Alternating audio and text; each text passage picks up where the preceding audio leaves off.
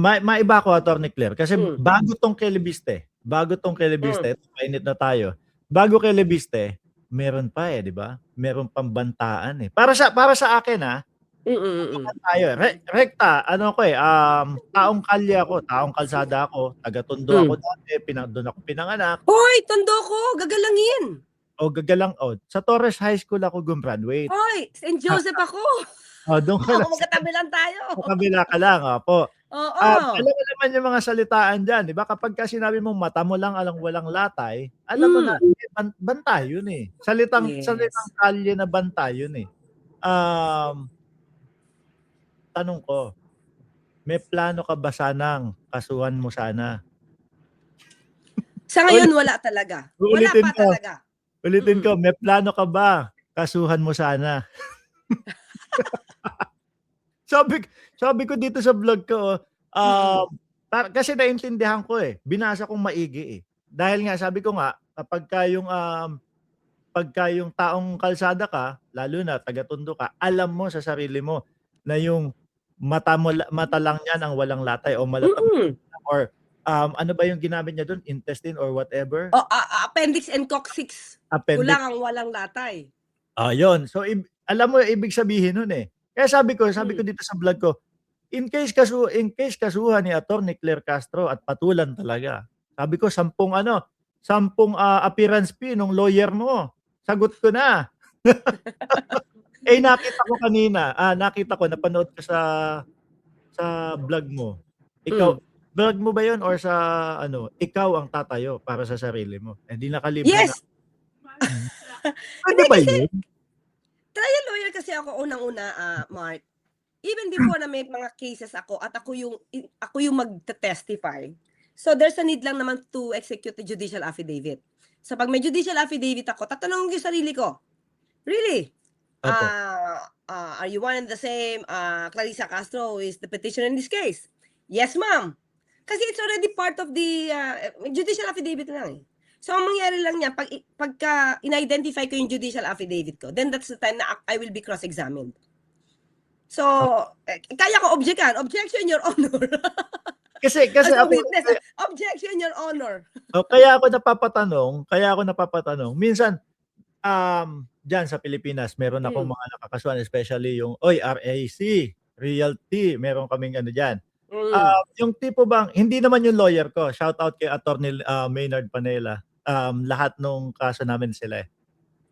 Yung tipo bang minsan meron kang napapaisip na, ano ba 'to, bakit parang mas kaya ko pang i-defend yung sarili ko kaysa dito sa lawyer? Kunyari ako, hindi naman ako lawyer, pwede ako tumayo dun or hindi? Ulit-ulit, kung ikaw yung Kung ako yung magkakaso Hmm. or ako yung kinakasuhan, hindi naman ako lawyer, pero ayokong kumuha ng lawyer, ako yung magpapaliwanag lahat. You can defend actually, you can represent yourself. Kaya lang baka mahirapan ka when it comes to mga objections. Ah, ba 'Di ba? Pwede pala, May pwede. makakalusot at makakalusot na tanong na since hindi mo alam yung mga rules on Opo. objections, Mhm. baka makalusot. Kaya kailangan Mm. talaga, mas kailangan Mm. Oo. hindi natin kakasuhan. Sa ngayon. Ngayon, hindi ko pa iniisip. But ginawa ko lang 'yan kasi kailangan ko lang naman din proteksyonan yung Opo, sarili ko, yes. 'di ba? Kasi ang mga bossing nito, ang mga iniidolo nito, may mga kilalang inamin naman na may kilalang assassin yung kanilang poon or Ay, yung iniidolo nila, 'di ba? So, opo. I have to protect myself lang naman. Ang hindi ko Mm. maintindihan dun sa mga umiidolo doon, nakukuha pa nilang ipagtanggol na, saan yung sinasabi ninyo na pagbabanta sa buhay ng pangulo? Oo nga, 'di ba yung sabi niya na meron kakilalang assassin tapos, handang Kumausap, patayin. kumausap. Kinausap niya na yung kumausap na siya at umuuna, "Patayin mo 'to." So, 'pag may kinausap ka, assassin na yun, eh. Yung kinausap mo, assassin na yun, eh. Meron na kayong pinaplano, may Yes, plano na po, 'di ba? oo. Saka yung taong yun, killer, kasi Mhm, handang pumatay.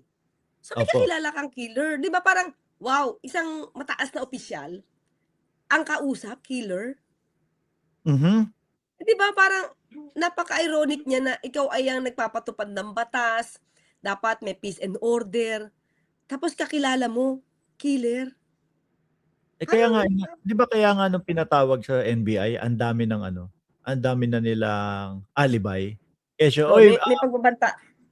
May pagbabanta um, na rin daw sa buhay niya. tsaka ano yung, kasi nung mga panahon na yun magpapasko yun, eh. Meron na daw Hmm, mga, "Uy hindi kami makakapunta, hindi kami yes. May makakasipot kasi party-party. party for the journalists doon sa mga ano, reporters and everything." Ta pero ako alam ko talaga na ang hirap idepensa nun, ang hirap Sa'kin, idepensa. oo, ano na, eh, at kasi at that time sobra siyang galit, eh, di niya na naiisip yung repercussion sa kanya nun. As, second highest Opo, leader of the land, 'di ba? nawala na siya sa ano nun, eh, 'no? Nawala sa huwisyo ba. Basta Mm. galit, basta galit at talagang, kung merong gusto ipagtanggol yun na yun. Oo, Buhos basta galit alam mo na pagka basta galit siya iba talaga yung putol ulo itsura na, niya, iba yung galaw niya, iba yung galawan niya 'pag galit, 'di ba? tsaka putol ulo pa yung mga gano'n ano? Oo, 'di ba? Abay, actually hindi ko ine-expect na maririnig sa ano, sa Vice Presidente yung mga gano'n. Medyo ano, Mm, kapagka yung mga ganyan kasi meron ka ng mga una yung mga tagapagsalita iniiwasan mo na umabot ka sa point na gano'n yung mga sasabihin mo, eh. hmm, Kaya merong mga tagapagsalita. Nakita ko, nag-hire sila ng spokesperson nila nung hmm, kalaunan na. Sabi ko, okey, umiiwas na 'tong makapagsalita whatever ng mga putol-ulo, huhukayin yung bangkay ng dating hmm. pangulo, itatapon sa West Philippine Sea. Yun yung napansin ko, pero nawala din. Eh, mas maingay yung boss niya, eh. 'Di Mhm. niya na talaga kailangan ng tagapagsalita, Hindi 'di talaga ba? papapigil. Hindi pa pipigil. And sabi nga 'di ba sabi mo parang hindi mo ine-expect na manggagaling sa kanya, pero isipin mo, saan ba siya galing? Eh, yung kanyang ama mas masahol din, Oh, correct. oh, 'di Kitang-kita, ba? naririnig So, natin yan. it runs in the blood. Tama Yung po. kanilang pagbabanta, yung kanilang pagmumura, eh, 'di ba tignan niyo lahat ng anak ni dating Pangulong Duterte, Tapos palamura.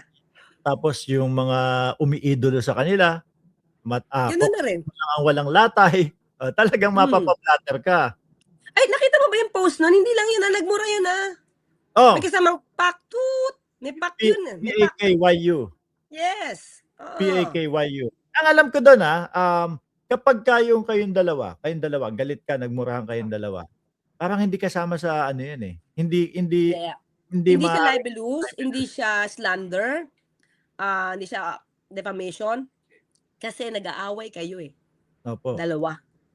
Pero Kumbaga 'pag out of anger lang, sabi ng Supreme Court hindi siya makakasasabi na oral defamation. Pero kung hindi ka naman kasama sa issue, nakisawsaw ka lang at nagmura ka, 'di ba? opo, iba na Ibang yun. klase yun.